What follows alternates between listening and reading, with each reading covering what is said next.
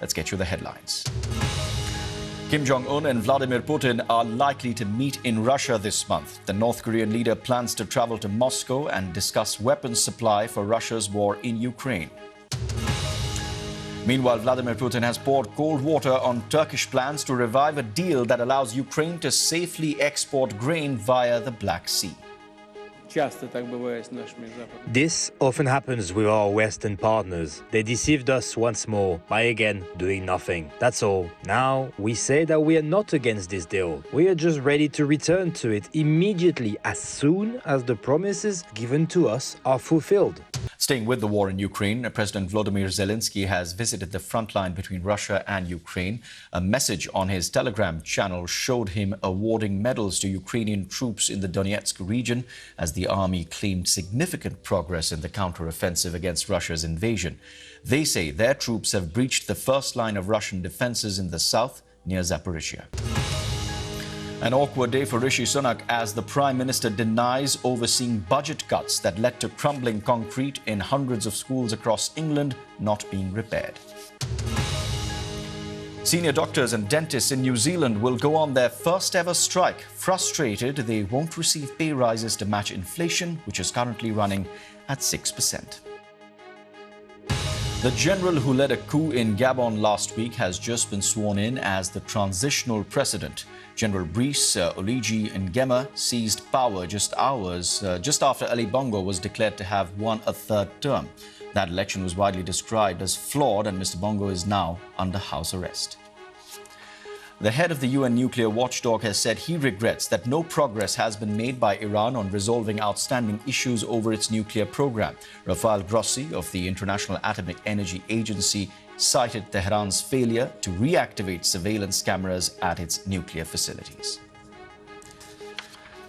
2.7 tons of cocaine worth more than $200 million has been seized off the Canary Islands in a joint operation by Spanish and the Serbian police. It began in Brazil, where the cocaine was loaded onto the boat, which was intercepted in international waters. 6 people were arrested, and authorities say a Balkan criminal organization was dismantled.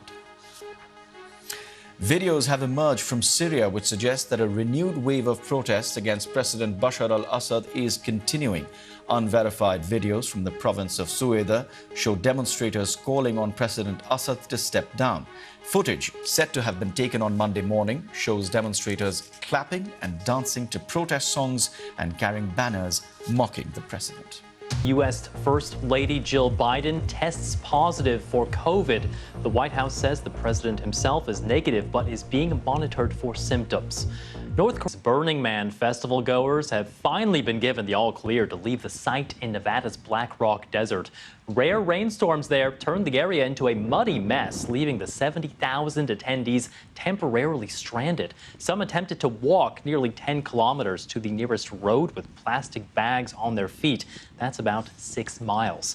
African countries gather for a major climate summit in a funding push for a continent bearing the brunt of the climate crisis. You're live with BBC News. The first African climate summit of its kind is taking place in Nairobi, Kenya, to discuss ways the continent can respond to the threat of climate change.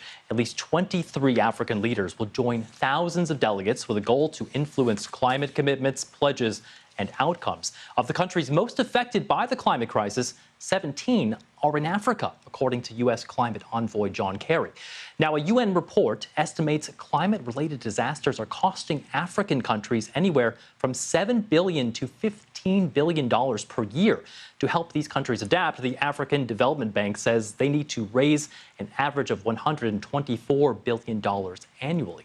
But right now, they only receive a fraction of that amount, about $28 billion per year. Now, there is a worrying development as the world faces rapid increases in the cost of living and increase in the number of children forced into commercial sexual exploitation or other harmful forms of work. Now, the International Labour Organization estimates around 1.7 million children are involved in these practices. Commercial sexual exploitation is a murky issue, with many countries having no publicly available database for that illegal activity. Now, Kenya is one such nation.